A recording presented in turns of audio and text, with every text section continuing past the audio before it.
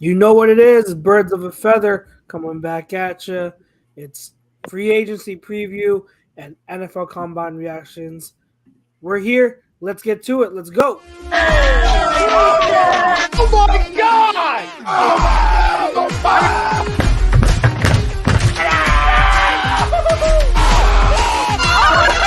embarrassed! He's flying! Welcome in. It's almost time.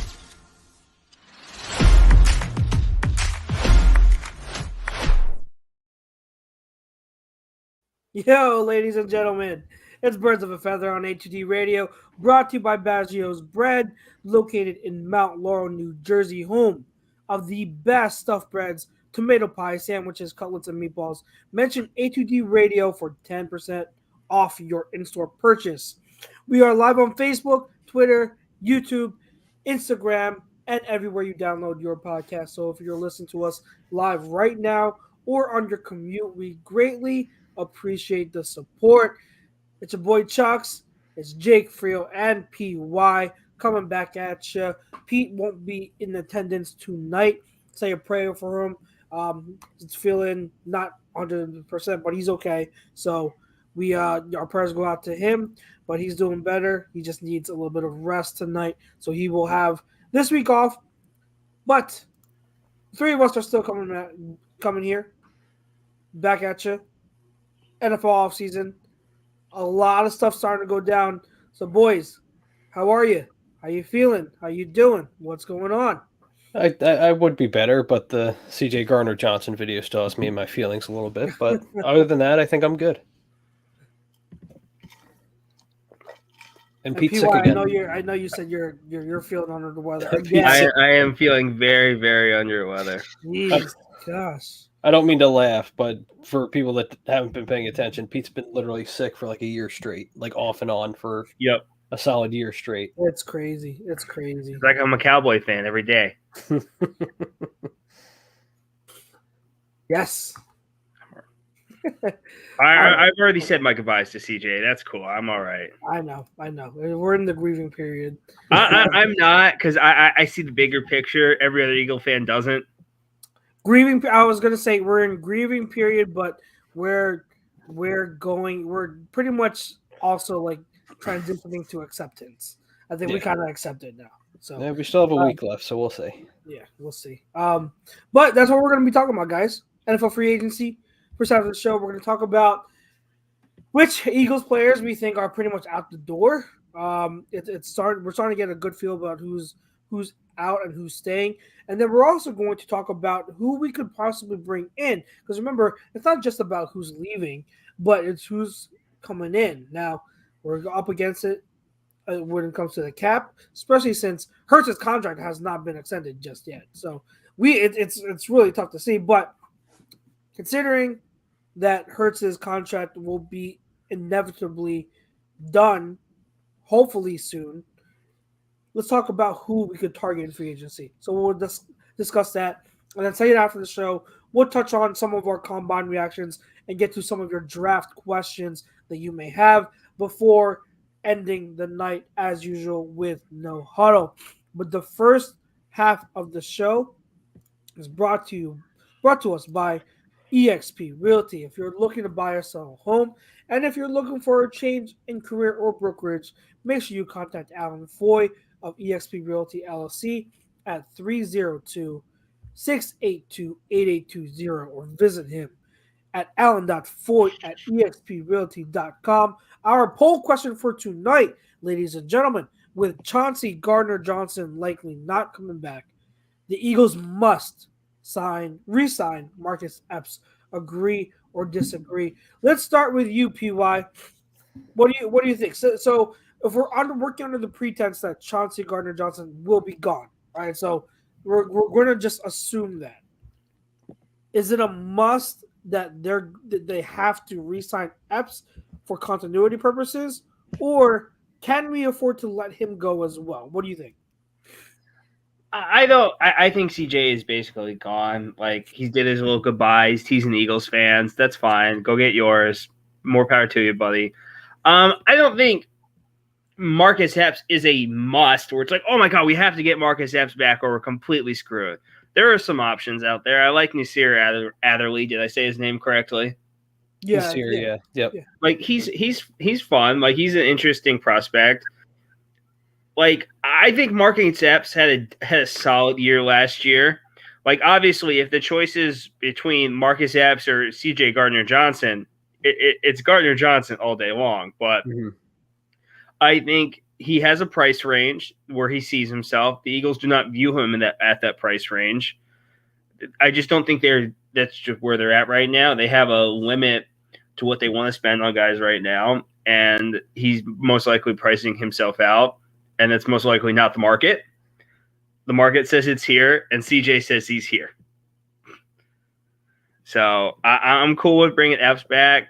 I don't think he's going to command like a high price like Gardner-Johnson. I think he's going to be affordable, and it's another guy you have back on the team where you know what you're going to get from him, as opposed to bringing in a free agent or drafting a guy. You know what I mean? What do you think, Jake? Yeah. Like that's the best way I could put it. Fine. I disagree.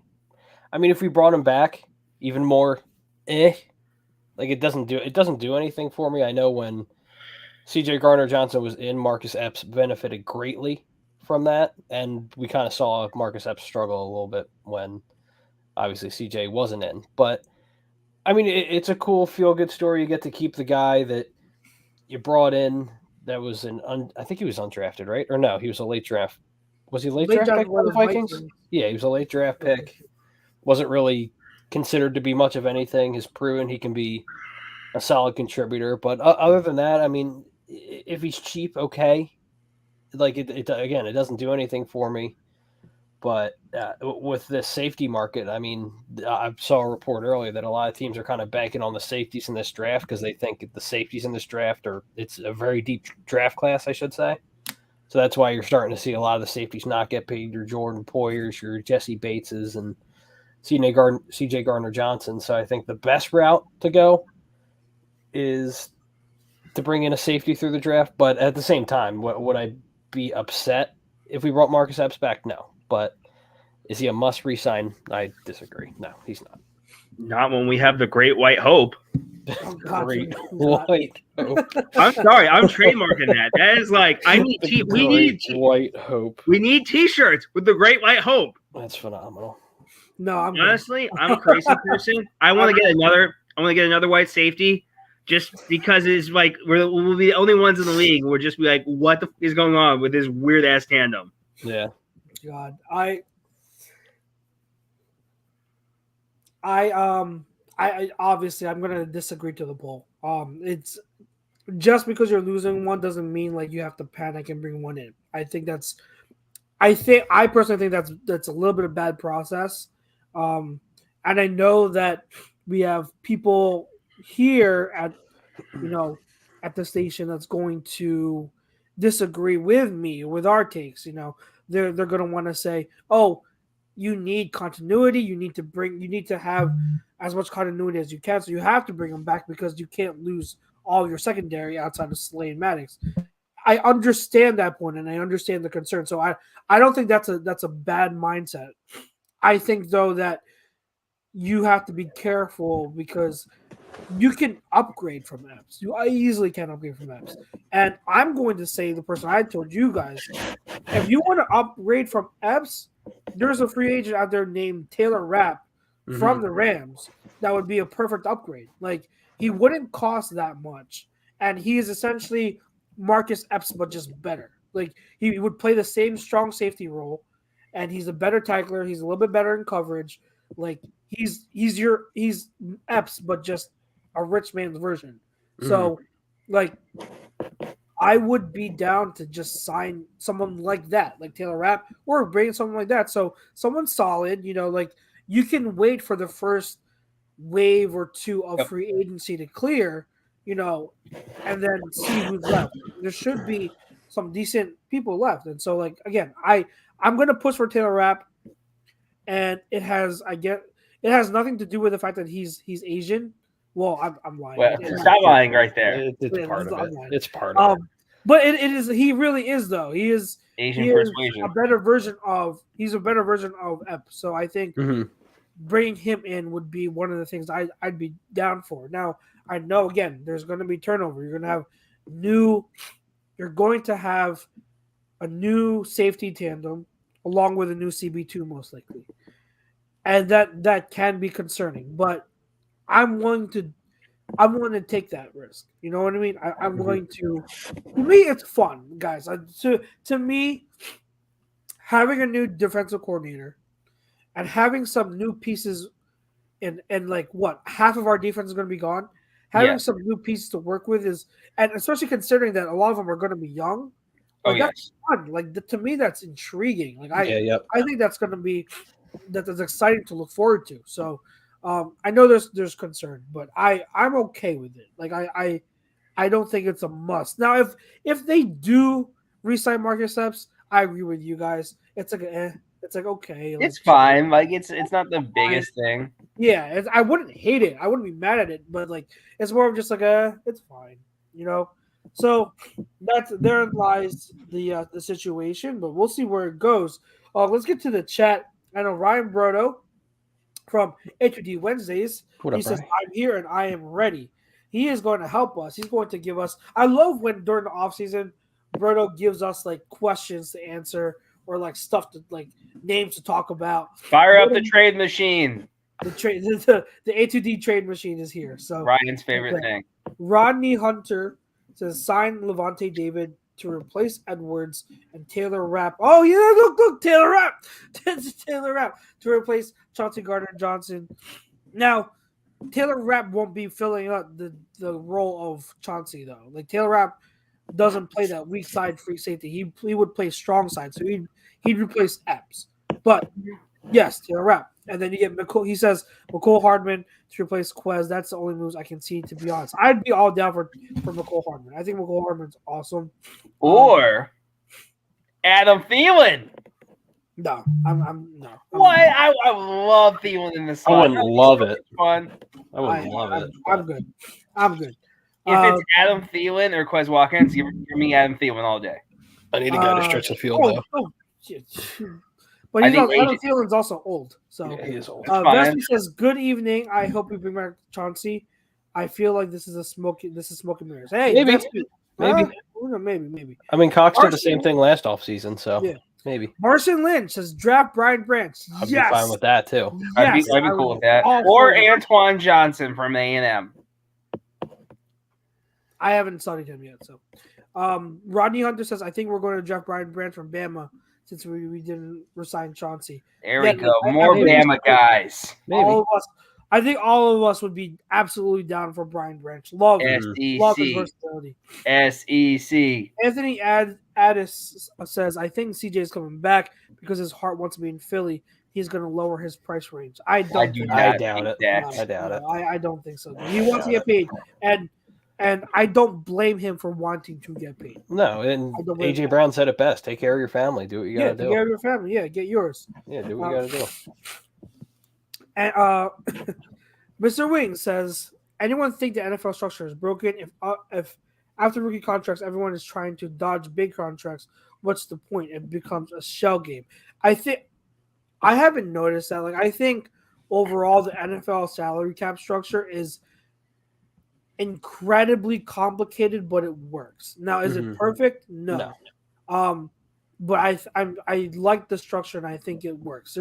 There's so much to it, and you need like a master's degree to fully understand the NFL salary cap to the full extent. There's no one you cannot approach me unless of like you're Andrew Brandt or a former GM and tell me that you understand the salary cap, because like there's so many layers to it. My favorite thing when people talk about the salary cap is like, oh, it's a myth. It can be corrupted, manipulated. I mean, it can, but it doesn't mean it's a myth. You know what I mean? Like, the people think that because Howie has always restructured and kicked the bucket down the road per se, you know what I mean? They think that like it's a myth, but no, like Howie does that. But as we've seen with certain players, like Alshon Jeffrey is like the most obvious one.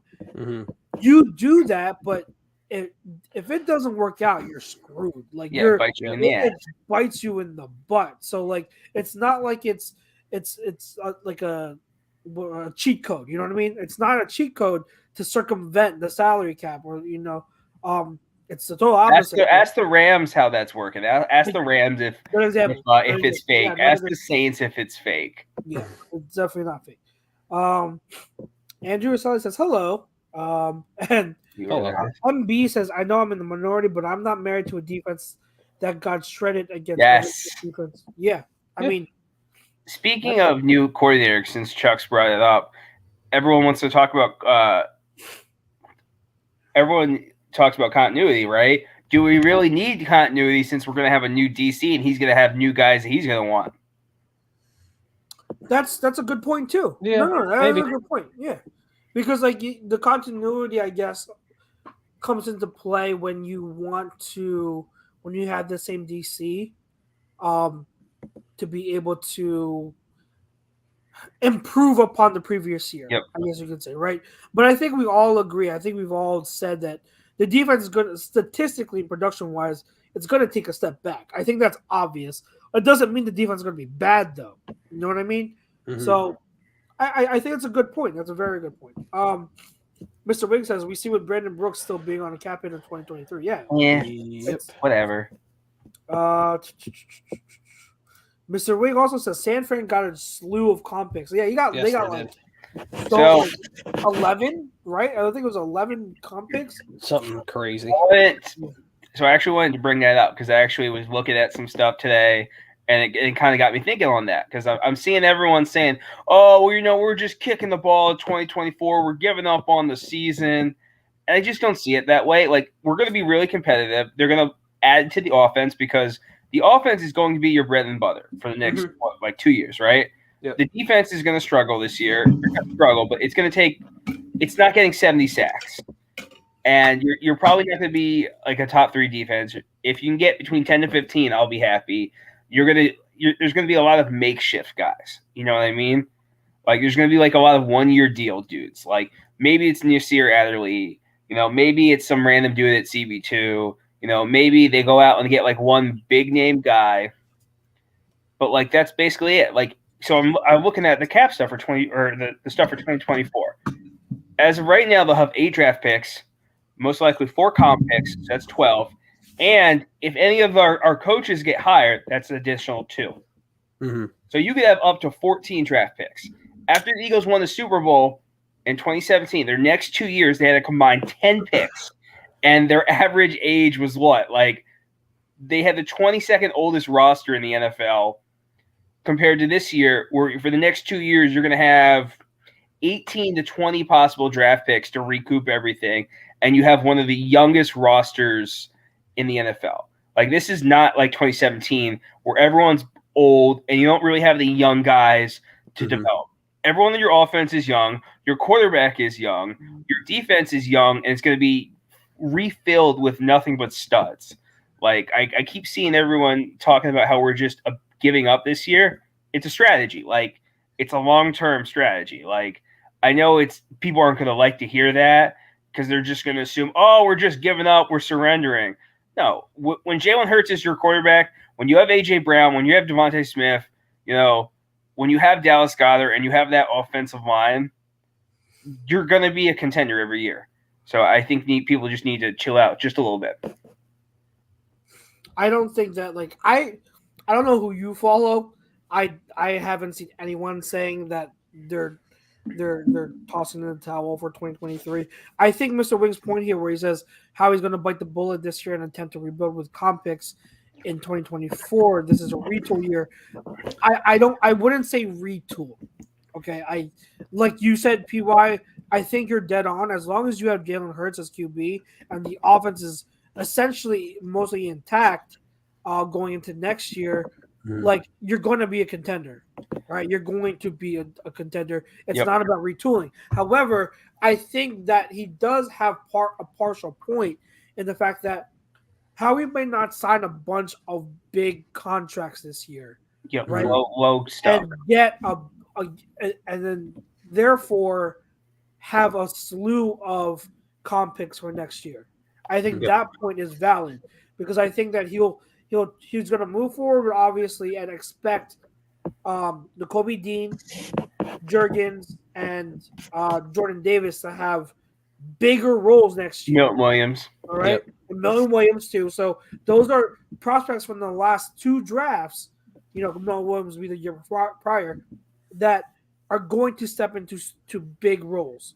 So you have them waiting in the wings, and then you have this year's draft class, and then he's still going to sign some players. You know what I mean? Like, it's not like we're going to go, bring in no one. We're going to sign people, but he's going to maneuver and sign the right ones, and he's going to be patient because remember, key pieces of our defense Didn't come in until after the draft. Sometimes it comes after the draft. Exactly. Like it comes after the draft. You can be patient. So I don't think it's a down year. I don't think it's a retool year. I don't think he's throwing in the towel for this year. It's a certain approach to knowing what you have and trying to build long term, but having the luxury of doing so because you have Jalen Hurts. Does that make sense? I do think you are retooling in a sense. Like you're retooling your resources. You're not like you're still being competitive. You're still going to try and win a championship, but you're just doing. It's kind of like what the Chiefs did this year. They traded away. They were saying that was supposed to be a retool year Yeah, too. yeah. Look So what they happened. got rid of. Why am I forgetting Cheetah's real name? Tyreek Hill. Tyreek Hill. Yeah, they got rid of Tyreek Hill. They got so much younger in defense. They completely retooled that whole defense with a bunch of young prospects, and then they had just a bunch of names like, McCole Hardman, Kadarius Toney, Juju Shit Poopster. Yeah, he might be going back too. Well, really? I haven't heard anything. Yeah, I about was that. seeing something that TikTok, they might likely. resign. We'll see. Rodney asked, would y'all draft Gonzalez or Witherspoon and try to move up with the 30th pick to draft Bijan or Nolan Smith, or trade back with the 30th and grab more picks? Gonzalez or Witherspoon at 10, absolutely. I'm down for Either or. Yeah, I'm fine. Trading up from 30th, no, I would not do that. No, I would not. I would trade back if anything and get more picks. It would depend on who's there. Mm-hmm. Like if I'm moving back like 2 or 3 spots, that's a different story. Like I'm not moving back like 10 spots, like something ridiculous. Like because especially I know I'm going to have a lot of firepower in next year's draft. Mm-hmm. I can play around with it a little bit. You know what I mean? Yeah, Like it's like 27, 28, and Nolan Smith is still there. I would feel comfortable moving back a few spots to pick him up. Because if you're telling me I'm leaving the first round with Nolan Smith, who's looking like obviously he looks good at the combine, which is great, but he played really well in Georgia, and to add in the fact that you're adding in a player like Gonzalez or Witherspoon, that's a solid first round. The only question I have with the 30th pick is just the fact that we don't have any picks in the 5th, 6th, and 7th round. So he's gonna. You know how he's not going to sit on his hands. He's gonna maneuver. He's going to do something. Yeah, it all depends how far you go. It all depends on who's available and how it takes out because you got to have a sense of who's there and also which positions are deep. You know what I mean? I can never give a bona fide answer until draft night. I can't. I can never answer that with certainty until I actually see what's there. And I'm sure Howie's the same thing. He's gonna keep options open, but it always depends on how the board falls. Yeah. 100%. So Brodo is in the chat now. He's giving us some names to consider. Eagles targets to consider free agency. Andre Sendejo. No. He says his current top 3 offensive free agent targets: 1, Marvin Jones. Me and him both love Marvin 2, Jones. 2, Damian Harris, and 3, Robert Woods. All right, guys. I'm going to say this now. I've told you guys in the chat numerous times, and I've said it on Twitter several times. The Eagles, and I could be wrong, but I'm going to say with almost positivity, like I'm like 90% certain, maybe 95, maybe 98. The Eagles are not going to sign any running back in free agency to a multi-year contract. If they sign a running back in free agency, it's going to be to a cheap 1-year contract. So Damian Harris, I feel like he's the type of running back who's going to be signed to a multiple-year contract. Now, could I be wrong? It's a good name, though. I could be wrong. Maybe he is someone that's going to be settling for 1 year, and if that's the case, then sure, sure, your 1-year contract for Damian Harris, I'm good. I'm down for that. I'm no problem whatsoever. But to me, just knowing how, because he's a good back, like, he's a good running back. I feel like he's going to get like a 2-3 year deal from somewhere. I just feel, but I could be wrong. But like any big name running back, free agent running back, that the Eagles are rumored to be right to, I don't believe it. Howie's not going to do that. If he was going to sign any free agent running back to a multi-year contract, it was going to be Miles. Yeah. He's not signing Miles. I think we all get the sense now, based on how the reports have been going and everything. He's not going to do that with Miles. So he's not going to do it with any other running back. No. He's going to play the position. See, I disagree. Like if you can get like obviously like a Damian Harris, like if he's willing to come in here on a cheap 2-year deal, I could see that, as opposed to Miles, who's going to want an expensive multi-year deal. I think it's all going to be about the price. Like, if anything, if he was going to sign someone to a 2-year deal, it's a 1-year deal with a bullshit back option. Well, yeah. I mean, I guess that's the gray area. But what I'm saying is, like, any running back that's asking for that big extension, yeah, he's not coming here. He's not doing that. Now, Damian Harris, again, if you're talking about, like, if you are talking about like what you were saying, yeah, sure, I can see that. Like a 2-year deal where all guaranteed is in year 1. Sure, like, okay. But I honestly, I also think that the better routes would be to either draft someone on day 2 or just move forward with Trey Sermon and Kenneth Gainwell, and then sign a cheap 1-year contract to a free agent running back who's going to be just a depth guy. Right. I am not signing a free agent running back to be a starter. That's just no. I'm signing a free agent running back as depth, as a complimentary guy, just in case Kenny Gainwell or Trey Sermon or whomever your draft pick is going to be, if they get hurt. But I'm not signing a starter. To me, Damian Harris is good enough where he's going to want to look for like kind of like a starting job or an opportunity at the starting job. So to me, he's not someone we can target. Now, Mr. Evans, it sucks he's not here, but he mentioned, I think he's the one that mentioned Deontay Foreman, or was it you? Yeah. No, that was Pete. That was Pete. That's someone I see, longtime veteran, journeyman running back. He's a 1-year deal kind of guy. That's more realistic to me. To me, Deontay Foreman would be more realistic. So yeah, like my big thing is like, especially when you're talking about free agent running backs, it's the same thing with like the safety class. It's the draft that's going to be the issue when it comes to running backs getting money, because this running back class is so deep. So I just don't see the need to necessarily sign a free agent running back. Now, if they do, they do. I mean, it's no big deal. But I just don't see them doing it just because of how deep this running back class is. Yeah. Yeah, like he's going to so Brodo says I disagree though, Chucks. A down year last season, got injured and lost his job to Ramondre. Plus, I think his value will get buried in a sacked free agent running back class. That's right. Only made $900,000 on his first contract. If he was coming off a 15 touchdown season, I would agree with you. Jamal Williams fits the role of what you're saying, that bigger named running back. Now, Jamal Williams, I think he's going to get re-signed with the Lions. Yeah, 100%. It would be shocking if they let him go. 100%. Two, like I said, I'm here. Like Brodo, you could be right. Like he could be just willing to settle for a prove-it deal.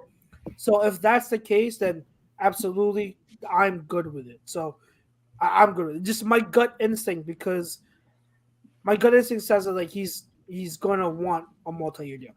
and I feel like he's shown that, like, even the year before, that he's a good running back. So, but I could be wrong. I hope I'm wrong, because if we sign him to a 1-year deal at like $5 million, awesome. I'm down. I'm so down. I want to backtrack and go to now his other name that he said, Robert Woods. No, I'm good. Like, I used to be a wouldn't hate Robert it. Woods fan. I used to be a Robert Woods fan when he first tested free agency. When he left Buffalo, I wanted him. Then he went with the Rams, and rest is history. But right now, no, I'm good on him. Well, he's coming off a knee injury too, though, isn't he? Yep. Yeah, so that'll take some time to get back from. I wouldn't mind Marvin Jones. That'd be an interesting pickup. I don't don't hate hate it. Marvin Jones either. Yeah, I don't hate Marvin Jones at all. Yeah. I like that name. Marvin a lot. Jones is the one that I. He's had success everywhere he's gone. Like, even when the places have sucked. When he was in Cincinnati forever, Yeah, and he was I'm good. I'm good with Marvin Jones. I'm be done. Patriots.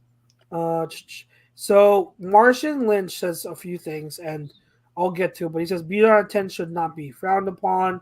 You should be banned from the show. For a Bijan week. is the answer. No. no, not a 10. No. If the running we were back just guy. saying, I'm the running back guy, and I've said repeatedly, guys. can't take a running back that high. Robinson is the best running back prospect I've studied since I started studying running back prospects in the draft. He's the best. He's better than Saquon when he was coming out. It doesn't matter. You're not taking a running back at 10. You should not take no team should take a running back early in the first round. Ever. Now, I'm okay with taking Bijan at 30.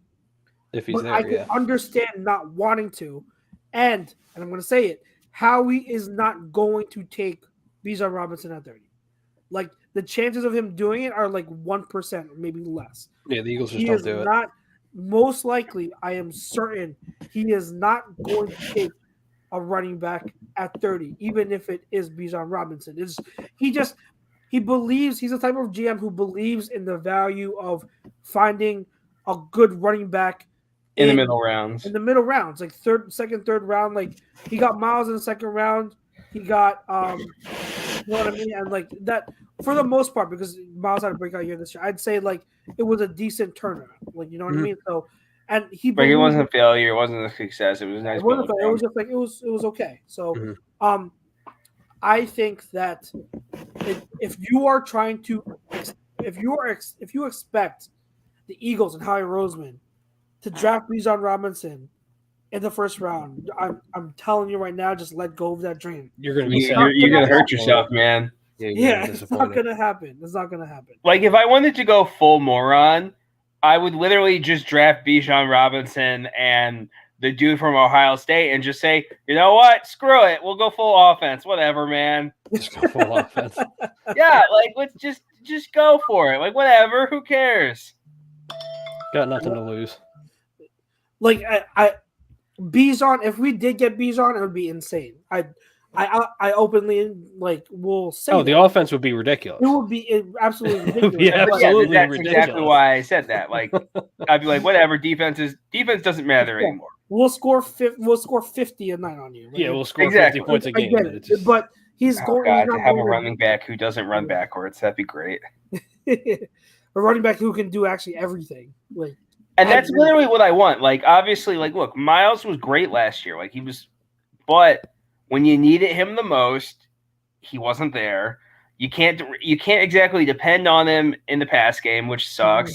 He's not the greatest blocker. I mean, he's not awful. Well, there was a stat that I was looking at, and I think Ryan might know this one too, but I found it interesting. Since Nick Sirianni has been with the Eagles, which is 2 seasons, Miles Sanders only was in 50% of the snaps since Nick Sirianni has been head coach. Yeah. Mm-hmm. On offense, I should say, to be more specific.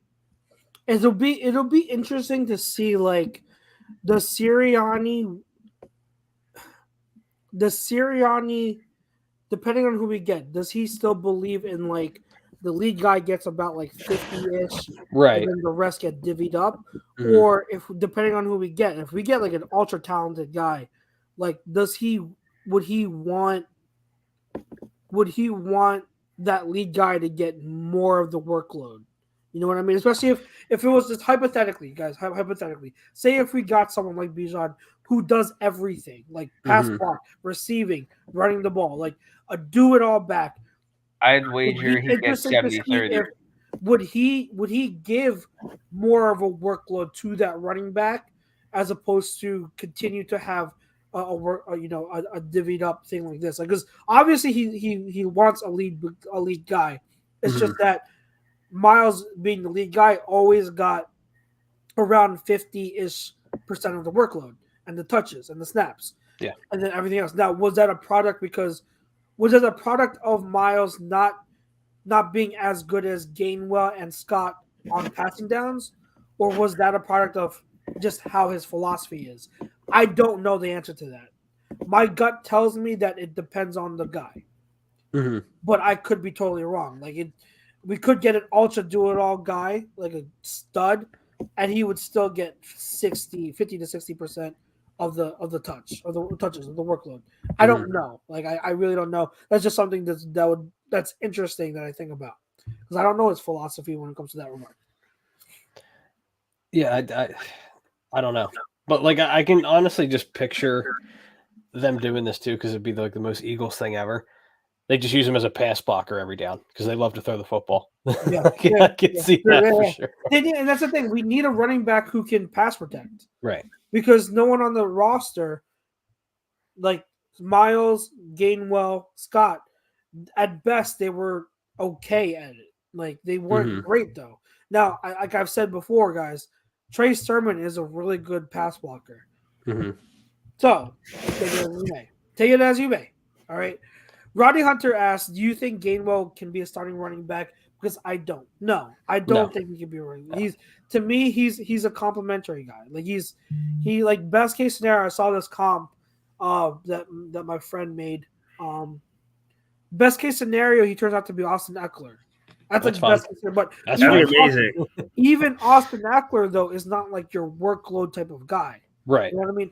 I don't think Gainwell's ceiling is that high, but that role is what we're talking about. He's not. I don't think he's a starter. That report last week that we saw, I think it was last week, where they're Eagles brass is ultra high on Gainwell. No. I don't believe that. I think first off, it's from Jakeem Sports, so there you go. Jacob Sports. They don't deserve their name to be said correctly. Anyone that employs Dan Salio does not deserve any respect from me. Can't say his name right either, but that's I don't give. This is the only thing I have to say to He's him. the one person that I really don't care.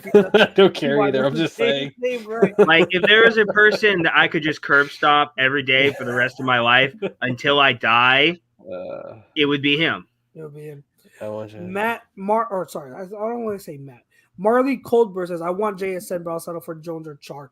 JSN. I don't even think Chark is a possibility, but that would be crazy if you pick him up as your third guy a year after you were thinking about getting him last year. Love DJ Chark. What did he do? I mean, 502. Yeah, 502 and 3 touchdowns. Yeah, he had a thing down here. You don't really have a good O-line there, do they? No, they have a really good O-line. Really? Their O-line's fantastic. Yeah, it is. All right, so Mr. Wing says Eagles need Nolan Smith and Gibbs. I'm gonna say what I said a few days ago. I love Gibbs as a prospect. I think he's we compare him to, I know Jake and I we've talked about it a lot. We compare him to Kamara. I saw the comparison to Jamal Charles, which I actually like a lot more. I like a lot better. I think it's very, very similar.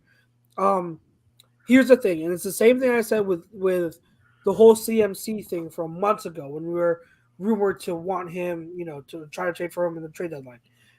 My issue with Gibbs and with anyone that excels at being a half receiver, half running back type of player.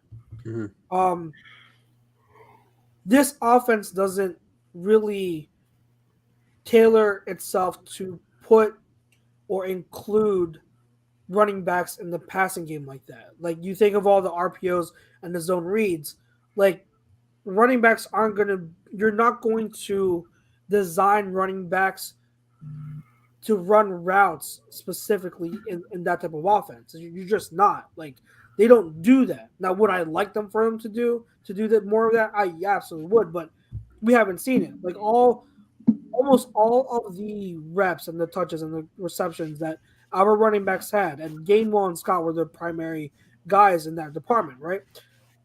They were all on like check downs and like dump offs in the flat, stuff like that. Mm-hmm. Like how many running back screens did we run? Right. How many times did our running backs run a wheel route? How many times were they split out wide and were they targeted on an actual wide receiver route when split out wide? Barely any. Like we don't run our running backs like that. We don't deploy them like that. So if you draft someone like Gibbs, you are taking away half of what makes Gibbs so great. Yep. So if you're taking that away and you're asking him just to primarily be a ball carrier to run the ball 20, 25 times a game, that's not using him the way that you should be using him. So I love Gibbs as a prospect, but I don't think he's a fit for what we as a team necessarily need, because his role is essentially what we have in Gainwell already. Now he's better than Gainwell, but go back to Memphis. Yep. Gainwell was an amazing wide receiver. He was amazing wide receiver, and we don't use him that way. So I know I got some mentions, replies on Twitter when I said that. Some people were like trying to scoff at me, saying that like, oh, but Brian Johnson is the OC now, and he involved his running backs in the passing game at Florida a ton. It's not Brian Johnson's offense. No. It's Nick Sirianni's offense. Brian Johnson's just calling the plays. He's calling the plays that are already in the in the playbook, but he's not the one that's mainly designing it. Mm-hmm. It's Sirianni, and to an extent, it hurts.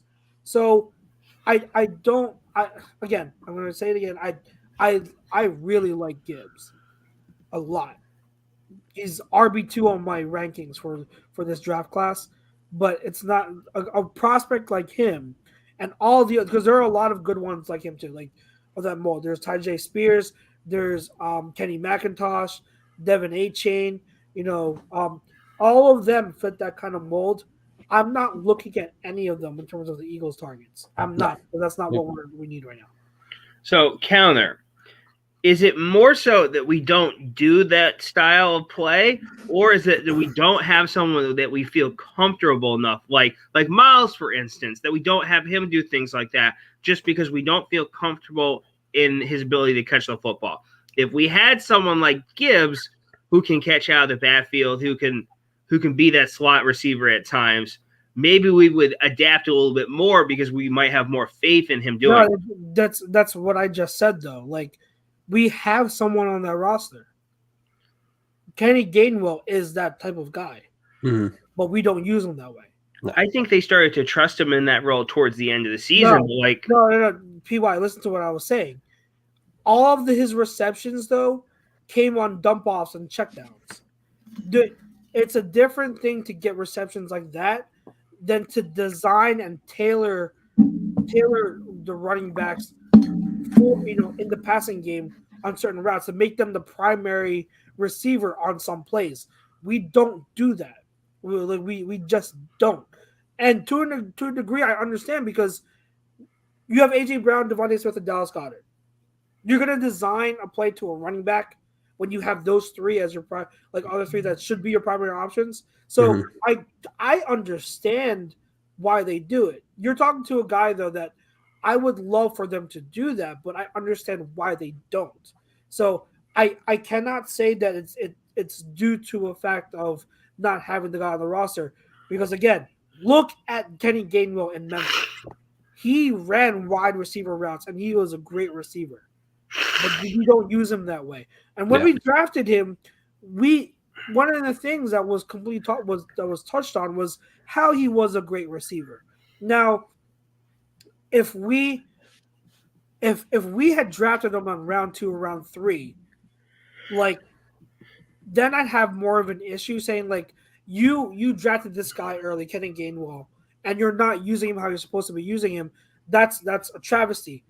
But you got to remember, Kenny Gainwell dropped to the 5th round.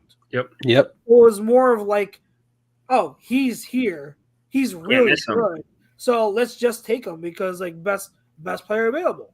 So in that, because of that context, that's why I don't think it's that big of a travesty. Or when in doubt, draft Memphis running backs. Memphis running backs. Don't they have a good one coming out this year? Not that I've seen. Not that I've seen. Ryan Brodo says, Trucks, you don't even want to know the name I almost put on my list over Robert Woods. Yes, I do. I want to hear this name now. Yes, we do. Yes, we do. Oh, my God. Don says, would the Lions regret trading for Lamar Jackson? No. Ready to bitch slap you through the TV? No, Don's just trolling. I know what he's doing. Oh my God. It's okay. You guys are gonna be stuck with Jared Goff in the next 3 years. It's okay. Goff's fine. You don't need a franchise quarterback. It's all right.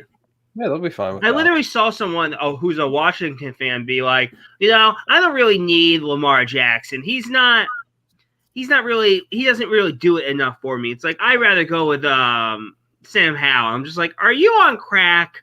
If you want to sell that team, you're either one of two. You're one of 3 things. You're racist, you're stupid, or you're just assigned yourself to mediocrity, and that's all you want. Those are the only 3 reasons why you don't want Lamar Jackson. Because if I hear, he's injury prone. So was Carson Wentz, and everyone and their mother was willing to jump on that horse. Yeah, but everyone, a lot of GMs and owners are going to use that argument when you're talking about paying Lamar. That's just Lamar. It's going to be a conversation. Whoa! Talk about the Lamar situation until like we see more of it unfold.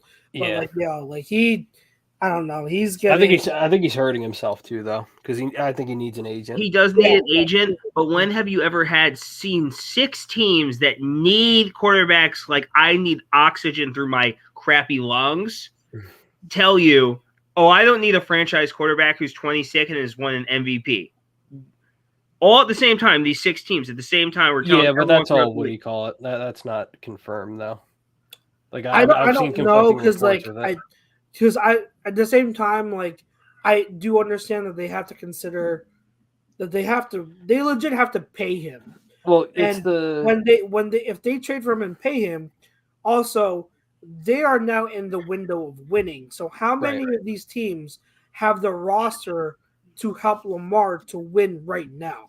You know what I mean? If you're giving that up, so I'm not saying I agree with every single team declining it. I'm saying that that's just something you have to consider. So it's a little tougher than just saying, he's a franchise quarterback, go trade for him right now. We don't have one. Like there are other factors you have to consider. So I'll counter. And that's a really good point that you just said. They may not be ready to win. However, with teams like Atlanta and Carolina who are all in on Captain Massage Man, they were all in on the guy who hadn't played football a year or two. Yeah. 2 years. And is getting all these 26 women touching him illegally, and all the other issues that would have come with him. They're on that guy, but Lamar Jackson, model citizen, great player, MVP. They're out on him. Yeah, I get it. No, I hear it. Where there's smoke, there's fire, man. That's bullshit. There's a lot that goes into it.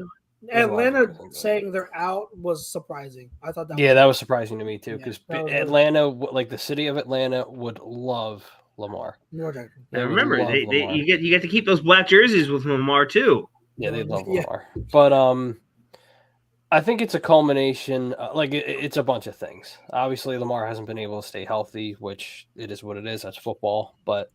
When you look at GMs, owners, and all that, they look at that when you're talking about a guy that wants around like $200 million or $200 million guaranteed.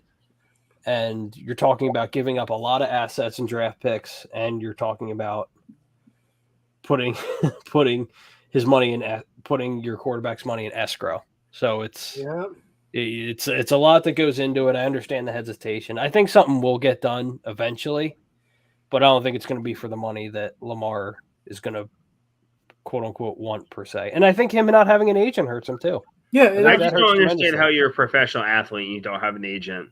That was his choice. That's a dumb choice. He said he didn't want to have an agent; he wanted to do it himself. Which, I mean, whatever. But when that's it comes the Richard to Sherman school of thinking, there. Well, no, here's my problem. There are pluses and minuses. You know what I mean? Like there are pros and cons too. Well, like my main problem is with it the fact that he doesn't have an agent. He's not going to read that whole contract because you know how long those NFL quarterback contracts are, or just contracts in general. They're going to put a bunch of loopholes in that contract that he's not going to be aware of. Or he's not going to exactly. So that's my big concern, and I think that's what's going to end up hurting Lamar because we'll hear something down the line being like, "Oh, well, surprise, there was a clause in the contract if he didn't do this or that, they're out on the money." Or maybe he does read it, but maybe like I wonder if some of the terminology is not going to right. Yeah, the legal language. Yeah, you know what I mean.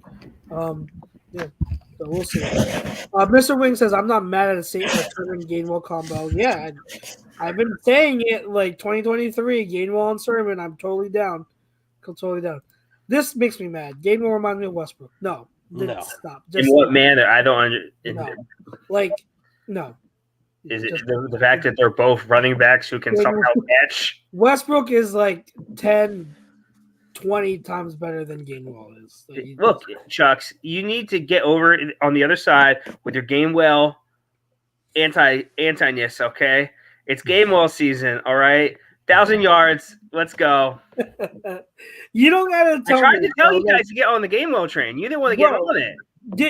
Jake, do you remember my reaction video when we drafted Gainwell? Yeah. You've lost your way, sir. You've lost your way. You lost. Okay, and Mike. So you don't gotta tell me to get excited for Gainwell. It's just that I like Gainwell. It's okay, Chucks. Like a good shepherd, I'm helping the flock find its way back. So Don says, just give Christian Gonzalez a Witherspoon. I don't know. Yeah, either one of those guys. For Christ's sakes. I know. Ryan's next novel. He says, Eagles not counting Jalen Hurts need to rely on the running backs running the ball all 4 quarters. Stop just relying on the running backs in the second half. They will pass in the first, then run in the second with the running backs. They had nearly an identical ratio with runs and passes for the season, but they need to run pass evenly throughout the entire of the game.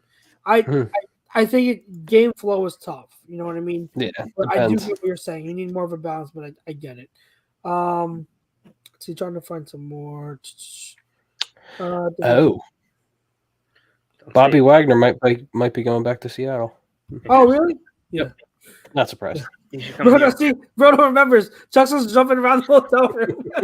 I was so happy. Where were you? Were you in Florida? No, I was in Cape May. Okay. We went down and got a hotel room for a few days for my birthday. Gotcha. Okay. Yeah, so that was fun. I like that. I like that hotel. I gotta determine if I'm gonna be 4 years in a row on my correct Eagles draft picks. I forget what year was it. I think it was 2019 or 20. So because I don't know if you guys know that I do like one mock. I'm not a huge mock guy. I do one Eagles mock, and that's it. So like that's who I think. I do it like right before the draft, and then that's my like one prediction of okay, like I think this is who the Eagles are going to get. I think 1 year I hit on 4 of the guys. Wow, that's 4 of the people that I had were getting. Well, 3 or 4. The 4th one I had as a 5th round pick, and we added him as an undrafted free agent. So I don't know if he was the undrafted free agent, but yeah, he was 4 of the guys I had mocked. The Eagles acquired. Who was the undrafted guy?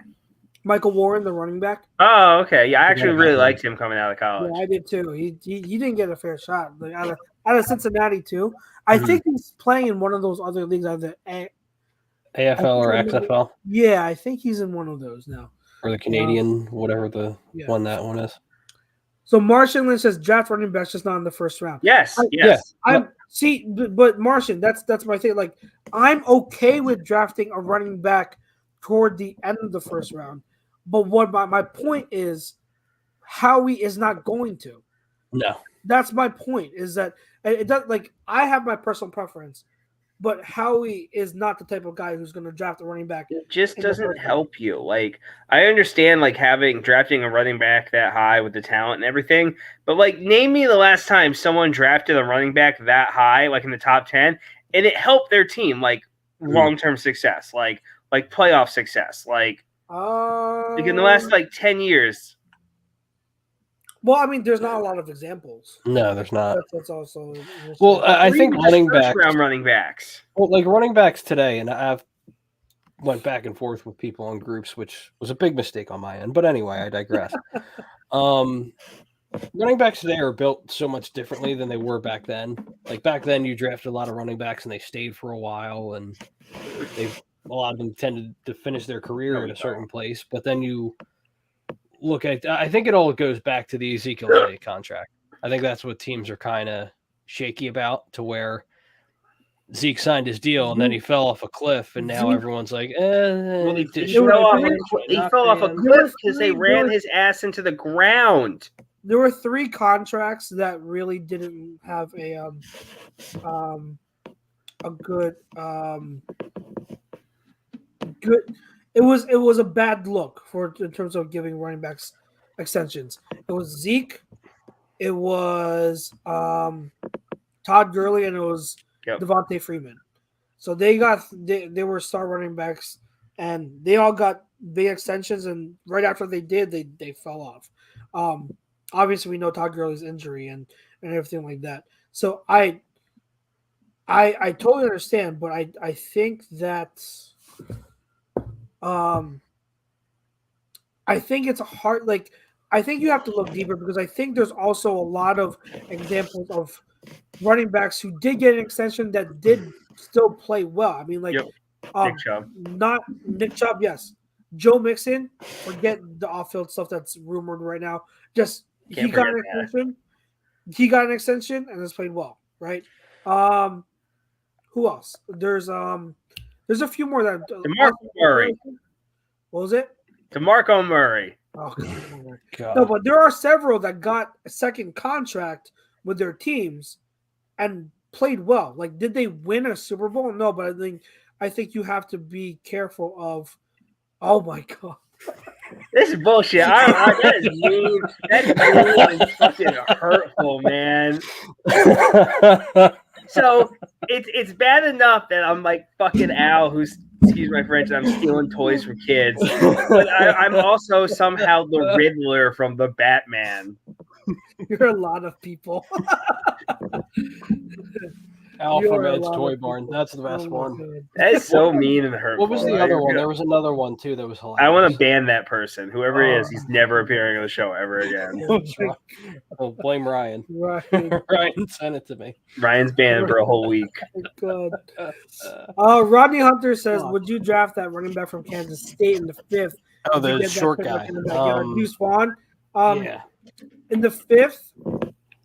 Maybe. Okay. Again, he's another one that I'm not really looking at for the Eagles, because we have Kenny Gainwell. We have Boston Scott.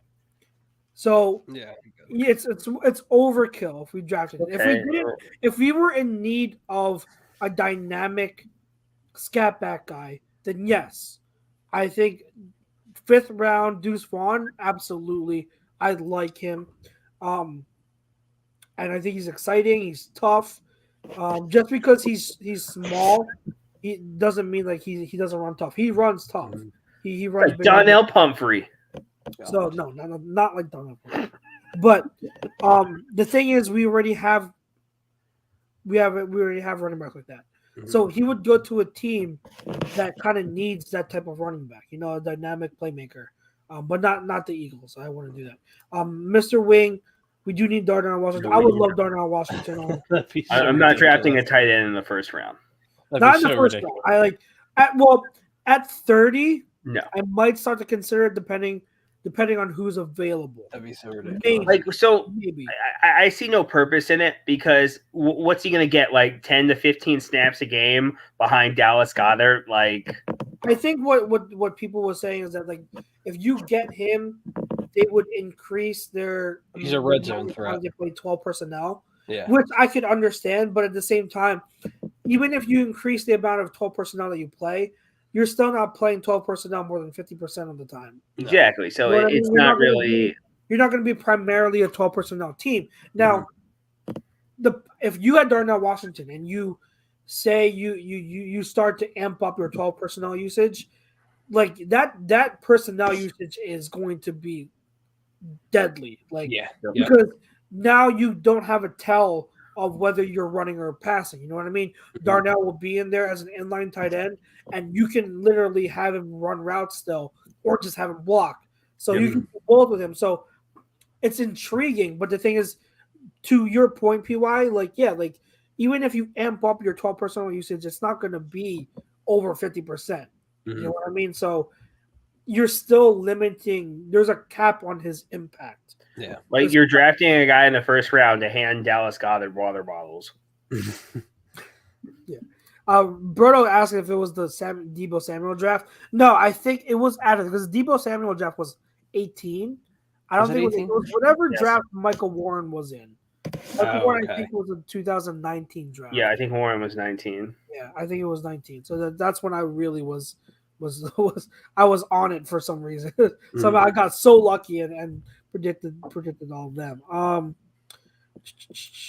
If y'all Don says if y'all need a slot receiver, Josh Downs from North Carolina. I really like Josh. I like Josh Downs.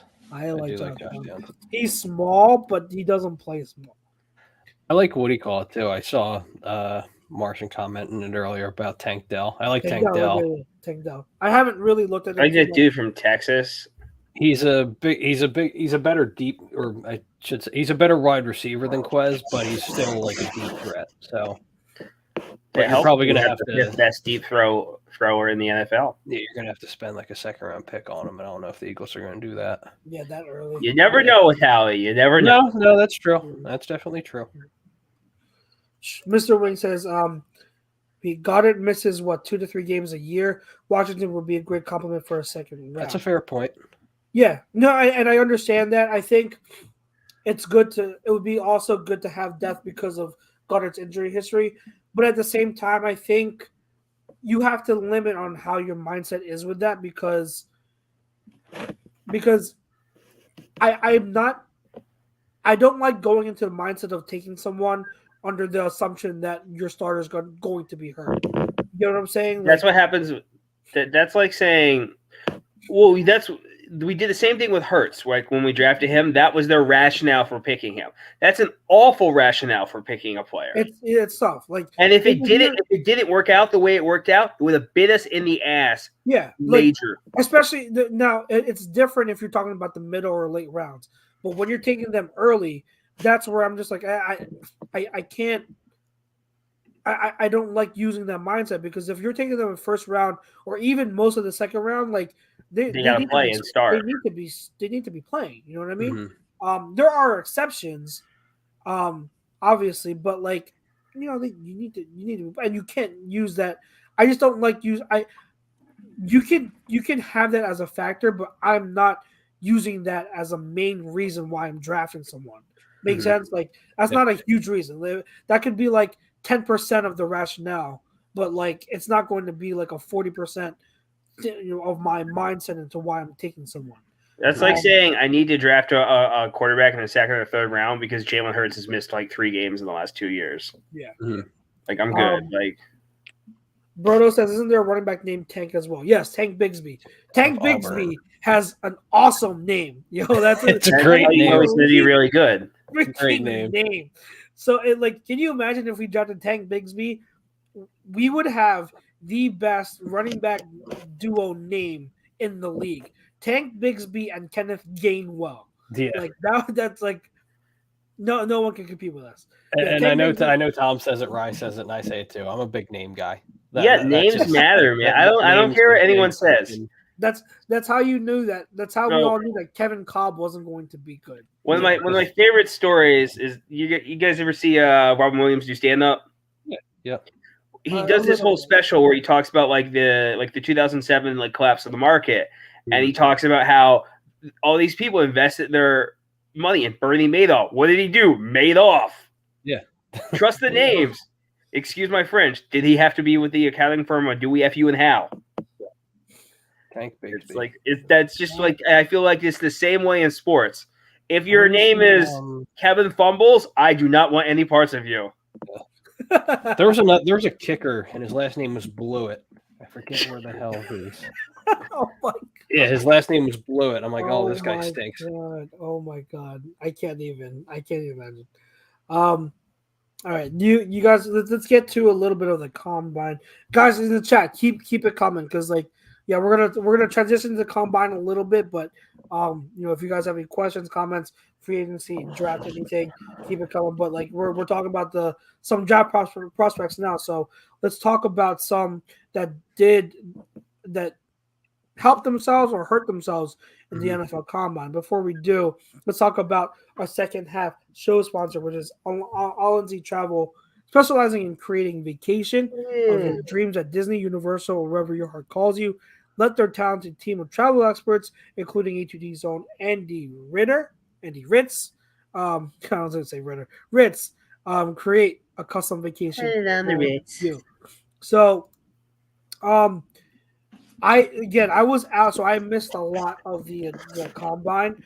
I was only able to see highlights of the workouts, and I took a look at the combine results, the testing results, just to get a look at. So, Jake, do you have anyone that you felt stood out in either a good way or a bad way, or if you want to do one good, one bad, however you want to do it? What do you want to mention? I think like a couple ones that stand out was I forget his name, the guy from the defensive tackle from Pitt. He really helped himself. Aditamiwa Adabare, he helped himself a lot. Yeah. He helped himself out big time. There's a couple other names, ones that hurt themselves. Well, there's one guy that literally hurt himself was Voorhees, Voorhees, the offensive lineman. Yeah, he was like a top 100 prospect, and he tore his It's okay. knee. We'll pick him up as an undrafted free agent. To be honest, I think that might be. I would take him in the 7th if need be. Just you can never have enough offensive. Can you imagine the value at that? Like that's insane. I would do it in a second. I would. It was the same thing with last year when they picked up the quarterback Carson Strong. It's like, why would you do that? It's like he's a top 100 prospect that you're getting in as an undrafted free agent. The value's there. Go for it. Yeah. Yeah, I think Ringo. I think he. Am I saying his name wrong? Kelly Ringo. Yeah. Yeah, I think he hurt himself. I don't think he had a good combine. Yeah, people I go back to these groups again, and people are just so high on Kelly Ringo. I just. He's good, but his hip flexibility, it's not. He looks God. You ever see a dog when you run a flashlight and he's just running around like its head cut off? That's what he did when he was covering. His hands are all over the place. Ah! Well, that's one of his big knocks against him was his production. That was a big issue.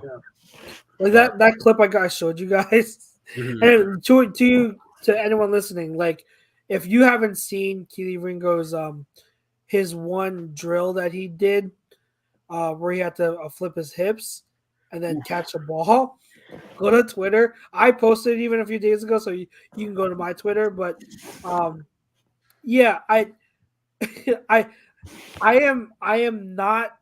not a great athlete. I'm active. I'm not a great or elite athlete by any means. I'm fat and out of shape. I'm overweight, but I am telling you, I have better hip flexibility and transition than what Keely Ringo showed on that. Yeah, it looks like when you see him backpedal, he has to put effort into everything compared to a Gonzalez, where it's just a fluid, very choppy footwork. It didn't look smooth at all, and I was just wow. Everyone was making fun of his ball tracking and how he played the ball and it looked so bad. To me, what stood out was his hip flexibility. It just it looked so bad. It wasn't good. It was looks not so good. bad. It looked So bad, I'm yeah. like, yeah, I'm not. I don't want to overreact to an NFL combine. I get Yeah, that. I mean, When you see that paired to what his concerns already were, that's when you're like, okay, that you can confirm that. That pretty much confirms that. Like he's If he got were his a hunter, he would miss quail. That's how bad his. Miss Quail. And for anyone who doesn't know, quail is like the size of a house. Yeah, Oh my god. that's funny. The guys that so I'm just gonna talk about running backs again. Rocker. Remember, guys, last week what did I say about Mr. One Devin A-Chain? Like, Yeah. I said he was gonna run the fastest 40 time, and I'm not gonna give a shit. He ran the fastest 40 time. He ran 4.32. Yeah. And his 10-yard, I think his 10-yard was the fastest as well. No, second fastest to Keaton Mitchell. Another scab back that I do like a good amount. Yeah, he ran 1.51 10-yard. So, like, yeah, I'm not surprised he ran the fastest, but, like, if you see the clip that I posted, again, those who are listening, go to my Twitter, look at the Devin A-Chain rep he had in the drill, and you're gonna see like one of my main concerns. Michael calls him one of my main concerns with A-Chain. He's fast as crap, guys. He's blazing fast, and that's going to be a weapon.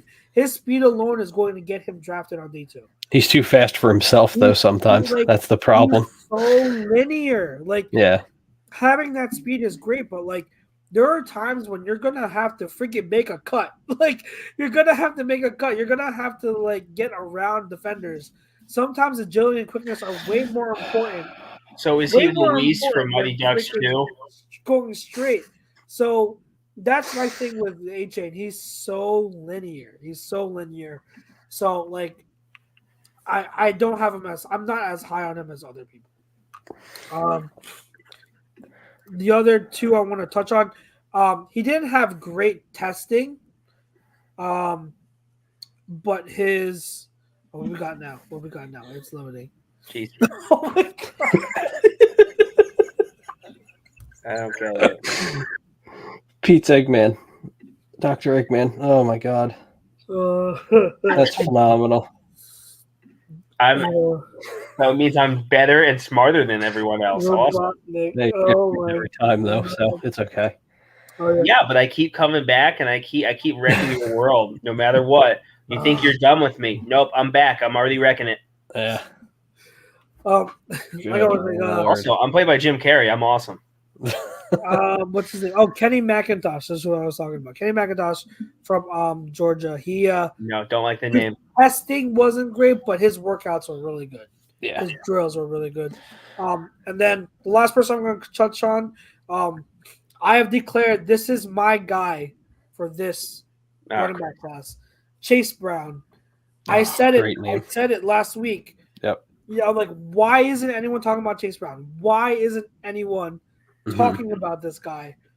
And for the life of me, I do not know. I do not know, but he had a great combine, and I'm telling you, like, he's going to be a good pro. He's going to be a good pro. Like, I mean, him and his brother are both.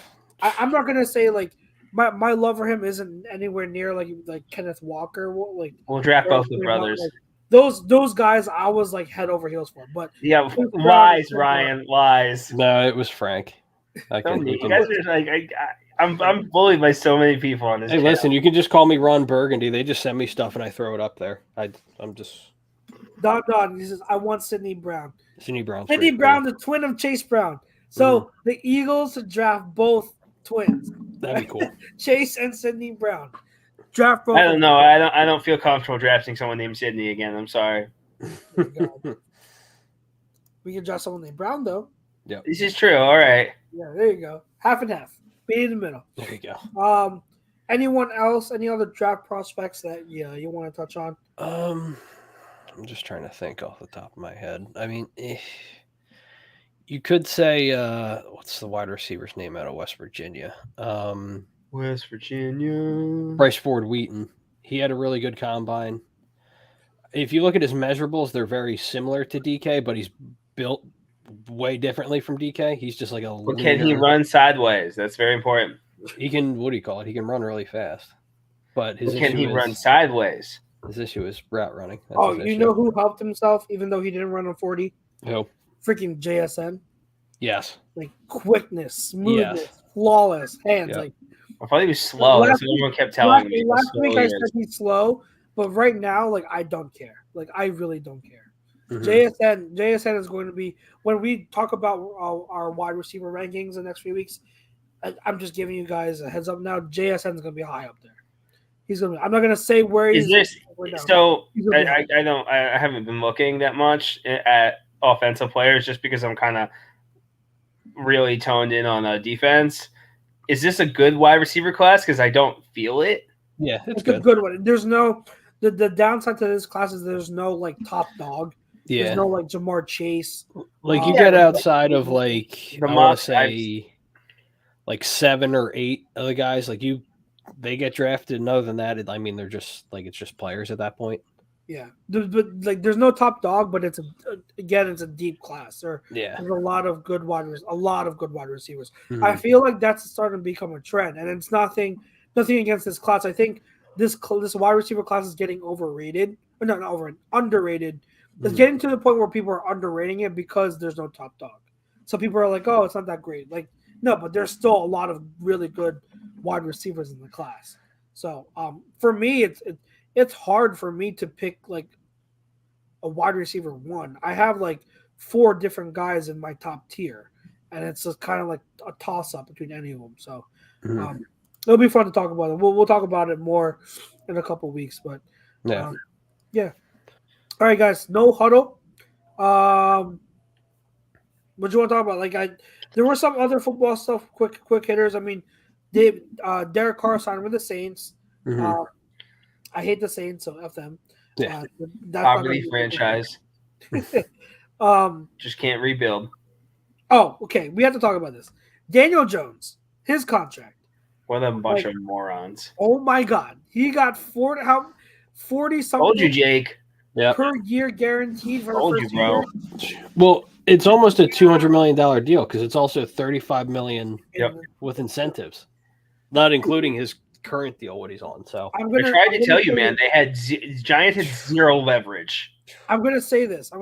they're in trouble. They like I was listening to the Athletic football podcast with Robert Mays and Nate Tyson. They did their conversation on it was really great, and I'm just gonna reiterate like in a nutshell what they said because I agree. Is it's very questionable where they're at. Like you kind of just question like where do they go from here? Because the Mhm. problem with Daniel Jones' contract, like it's they locked him for 3 years, and so that's understandable. I don't have a problem with the length of the contract. The thing is, you tied him up for 40 something guaranteed per year. Yep. Within the first 2 years, like that's $92 million. a lot of money. Like It's crazy. you're not going to have a lot of cap flexibility to be able to build around him like you should. Like you usually need to have a lot of cap room and the draft assets to build around a quarterback like that. But Yep. like when Daniel Jones is like a top 20-ish, like middle of the Ish. pack, Middle of the pack. Yeah, that's what I would Quarterback. say. Middle of the pack. like I think you the really funniest need- thing. you need a lot of help around him. Mhm. You don't have the financial assets to be able to do so. So that's where it's just like a lot of this is questionable. And like if they like I know hindsight's 2020, but they should have just freaking exercised his 5th-year option. That's I was just yeah. about to say that. Yeah. Like, if they just gave him and Saquon their 5th-year options, like they would have had another year to like look at everything, and then you would have been like, "Oh, okay." Yeah. And again, hindsight's 2020.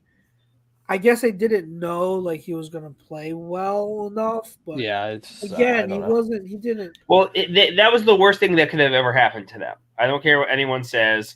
The worst thing that could have happened to them was them making the playoffs and winning a playoff game with him. Yeah. Because A, you have no choice but to pay him. Because who else is out there? Derek Carr. They didn't want to pay him. Well, it was also your first playoff win since 2016, right? Since Didn't the whole win boat, 2016. since the whole boat thing. Didn't win in 2016. yeah. Not 2016. I think it's like 2011. When was there? Has it been that long? 2011. I think so. Jesus. Well, then there, there you go. It My reinforces it Giants even more. buddy on the phone and be like, "Hey, man, when's the last time they won?" Yeah. Jordan Love's gonna be a Hall of Famer. Let's not disrespect him. I don't think I can. I don't think I could imagine 3 straight Hall of Fame court. I would lose my mind. If it were any other organization, I'd be like, no way. But Yeah, you know right. what? Who thought Brett Favre was going to be anything after they traded him from the Falcons to the Green Bay?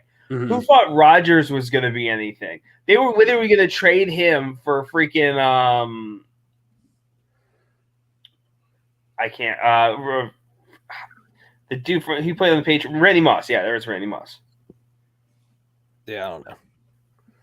Yeah. But he might be going to the Jets. So Who? Aaron might be going to the Jets. Aaron, that's what I was going to talk about next. Aaron, another Green Bay franchise quarterback near the end of his career going to the Jets. Are you guys going to his psychedelic conference? He's having a conference? Yes, a whole conference. I might go just for entertainment. I might go. Get the Vikings. I said to you, Jake. He's just going to get high and tell everyone how the left-wing media is against. The Vikings better get ready with their Aaron Rodgers jerseys, because if history repeats itself, he's going to go to the Vikings. Going to go to Minnesota. Can you imagine that? That would be so much fun. I think it's insane that like they're willing to risk everything for a 39-year-old quarterback who does psychedelic drugs and had a really bad year, not a great year last year, and is going to make what, like $50 million a year? Well, they're going to redo his contract. So okay, they're going to redo his contract. I don't know what he's gonna Or there's a 26-year-old MVP available that so you're still going to have to pay him, just like you're going to have to pay Rodgers, and you're going to have to give up picks, just like you're going to have for Rodgers. do. I'd rather have Lamar. I found it interesting too that Zadarius Smith also requested his release from the Vikings. Vikings. Yeah. I mean, well, they also just suck. So Well, no, I just find it interesting while the Jets reports are picking up, and then Zadarius is like, you know what? Let me get out of here. Yeah. I mean, if Kirk Cousins was my quarterback, I would feel the same. I'm happy for Geno Smith. I'm glad. I'm very happy. He deserves it. And did you see his quote today? They were asked about like, how would you feel if the Seahawks drafted a quarterback? And he said, like, I'm going to compete with him, but I'm also going to mentor him because that's my job as a leader. Good. That's awesome. Whoa, that's awesome. what's he doing? That's not what you're supposed to say. You're supposed to treat him like a little bitch and make his life a living hell, and make him try. The prep. You could be like, what's his name? The Jets quarterback. What the hell's his name? Oh my God, Zach Wilson. Yeah, it could be like Zach Wilson and be like, I'm going to make his life a living hell when he gets here. Like, dude, you're fucking, you're 5'2". Like, you're 5'2". Who are you intimidating? Oh, who was that quarterback a few years ago where they asked him if he was going to mentor anyone? He's just like, I can't remember. I know who you're talking about, but now I can't remember. He was white. That's all I remember. Was it Ryan Tannehill? No. It was Ryan Tannehill. Yeah, it was Tannehill. He's like, yeah, Tannehill. Yeah, with Malik Willis. He said. Oh, when he was, okay, yeah. Yeah, I don't disagree with that notion. It's like, look, my job is to win football games. My job isn't exactly to mentor. No, you're a competitor. I get it. I totally get it. Like, it's not like you're Rodgers where I'm gonna have to disagree. I never liked that because, like, to me, like I understand that there will always be people like that, but to me, like I think that mindset doesn't have any bearing to whether you're a good player. I think that has bearing to show what type of leader you are, though. And I think that you mentoring the next one up kind of in a way kind of shows your insecurity. Like, you're really going to be that insecure about your starting job that to me, that shows you kind of don't have full confidence that you'll be able to keep your starting job by mentoring someone else. You know what I mean? Like, to me. But does that have to be your whole job? Like, because when they always ask the quarterbacks. No one's asking to be their whole job, but like if you are the starting quarterback and you are towards the end of your career and they have to draft, they bring someone young, like, to me, you know what your role is. You know what's expected from you. Like, why wouldn't you want to? If you are a true team person, why wouldn't you help that person out? Like, I'm not saying go out of your way. I'm not saying like, okay, your main priority is to mentor, and like you should put that first and foremost. No, like I'm saying like in times when they need help, if they need help, like help them out. Like, you know what I mean? Like, it's supposed to be about the team. That backup is your teammate. That new guy is your teammate. Right. Help them out, because what if something happens where you can't play, you get hurt, but you didn't help that teammate prepare? Now the whole team is out of luck. Now the whole team is screwed because you wanted to be selfish. There is no I in team, but there is an M and an E, which means me. Sure. Lessons from Touche. Anything else you guys wanted to touch on before we head out? Give me any wide receiver that's not named Quez Watkins. Yeah, not really. I'm trying to think. But yeah, we need to upgrade from him. Yeah. Yep. Don's wondering where Jimmy G's going to go. I don't know. Like the Lions. I don't know. Yeah, back up to the Jets. Back up to Rodgers in the Jets. I don't know. Yeah. No, there's talks of him going to Las Vegas. Vegas. Okay. Yeah, that'd be a serviceable spot for him. There's a lot of weapons there. Yeah. I find it interesting. Obviously, they obviously need a quarterback. Find it interesting too. Okay, Brady's going to unretire for a third time and go to Miami. He's not. Well, that's what I was just going to mention. I find it interesting that they're not committing to Tua fully. I find that interesting. That's because his brain is not fully committed to them. Fair point. But getting back to our people that helped themselves in the combine real quick, and then we'll get out of here. Oh yeah, Anthony Richardson. Oh yeah, helped himself tremendously. Let's go, Anthony Richardson, number one. Just to screw. He might go number one, because you know how they do. They hype up certain players before the draft starts, and like I looked at this tape again, and they're like, "Yo, I haven't seen this." Look at those shorts, man. Yeah, it's okay. The Bears will be stupid, and they'll just somehow trade Fields away, and they'll be like, you know what? Anthony Richardson at number one makes perfect sense. Well, I was telling one of my buddies this the other day. Like right now, he's not the best quarterback in the draft, but if he's developed properly and he's with the right coaching staff and he's developed properly and brought along the right way, he'll come out as the best quarterback in this draft. You know what he reminds me of? Like not in the same aspect, but like when Daniel Jones and Drew Lock were coming out, I looked at them as like there was something to them if they could like maximize their potential. There was like that X factor there to a certain degree. Yeah. Yep. And I feel like Richardson is kind of similar in that aspect, is that he's raw. Yeah. Like if he can become the type of player he's supposed to be, like that's a game changer player. It's unfair. Yeah, he's 6'4", he can run, he has a cannon, he just has all the tools. He has every single tool. It depends on does a team want to. You got to consider, like, say like a team like the Colts, like they've had so many years of not having a quarterback after Andrew Luck left, right? Right. And you got to ask yourself, like, if you got to put yourselves in Chris Ballard's shoes, like, not Chris Ballard, sorry. But you got to put yourself in their shoes. Like, can you really take a risk on someone like Anthony Richardson, who is so high ceiling but so low floor? Right.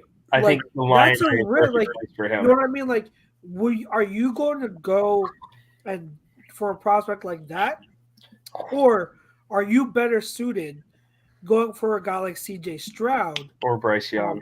Well, I'm not going to count Bryce Young because I'm going to go under the assumption he goes somewhere else. Like, say Bryce Young is not there. Like, would you rather go Anthony Richardson, the risky prospect, or go with C.J. Stroud, who, like, he may not be a superstar, but he's probably going to be a damn good quarterback in the league. I'd like to go with the male Andrea Zuckerman from Georgia because Stroud's got size and he's got accuracy. Yeah, and he's got his arm is well more than strong enough. Mhm. So that's the question. Like, he's the safer prospect, and he's going to be good. He's going to be He's going to be very good. Yep. But like, would you rather have the risky superstar? It all depends on the team and how you're going to look at the situation. It's going to be very interesting. I don't. Yeah.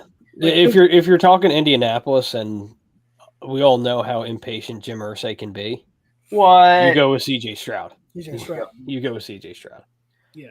I think the Lions would be the perfect team for Richardson. That'd be a fantastic. I spot. was thinking Lions or the Seahawks again. Like, Seahawks we just would be talked great, about too. Geno Smith. Yeah, either of those teams are great because you can sit them back for a year or two. Exactly. Mhm. And they have good teams. They've Yep. built good rosters already. Great wide receivers, solid Yeah. O-lines. Exactly. I would love to see that. So either one, but I don't think Richardson's going to fall that far. Yeah, no. I mean, both have like pretty high picks. Well, that too is why the Eagles are in like a perfect position at 10, because I think at least 4 of the 10 picks are going to be quarterbacks. They're going to be quarterbacks. So yeah. So you're going to have your pick of the litter, and if Jalen Carter gets exonerated, then he might go before 10. But if he falls to 10, If the Seahawks, I don't know. If the Maybe. Seahawks don't go quarterback, which there's a good chance they don't go quarterback, I can see Jalen Carter go to the Seahawks at 5. could you imagine? If you Because could just get him past 8, and I'm like, come on, God, let me have it. Trade up. I don't know. I don't care. I don't care. That is a game changer. Yeah. If I can get Jalen Carter at 7 or 8, I don't care. Like, Yeah. I hear you. that you're basically getting arguably the best defensive player in the whole draft. You're And maybe maybe the best player in the draft. Yeah, maybe the best player in the draft. You remember that your report from a few months ago. Yeah, we'll see. We'll see. I don't know. I don't think he falls past 5, but Yeah, we're still could in be March. wrong. We'll get a better I could be idea wrong. once April rolls around. yeah, we never know. All right, gentlemen. Good show. Yep. Hour and a half. Next week we will be talking about free agency. Will be upon us. We'll be 2 days into free agency. 2 days or 3 days? 3 days and 3 days. When Monday, does free Tuesday, agency Thursday. start? 3 days into free agency. So we'll see who is signed and who's not, and we'll have hopefully a lot to talk about new players going to new teams, and keep praying that the Jalen Hurts contract gets done sometime soon. So thank you to everyone listening. Thank you to our main show sponsor, Baggio's Bread. Again, 10% off to get 10% off by mentioning A2D. Check us out, guys, next week. Remember, we are your one-stop shop, not one-stop shop, but like we are your main source on A2D Radio for in-depth draft coverage. So definitely check us out. We'll be talking draft all the way up to the draft day.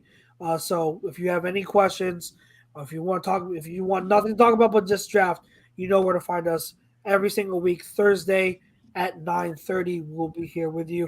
Hopefully next week, 9:30-ish, 9:35-ish. We'll hopefully next week the other two guys will be with us as well. But for myself, for Jake Friel, Mr. PY, for all of us here at A2D, we greatly appreciate the support. We thank you. God bless, and we will see you next week. Peace out. Later, guys.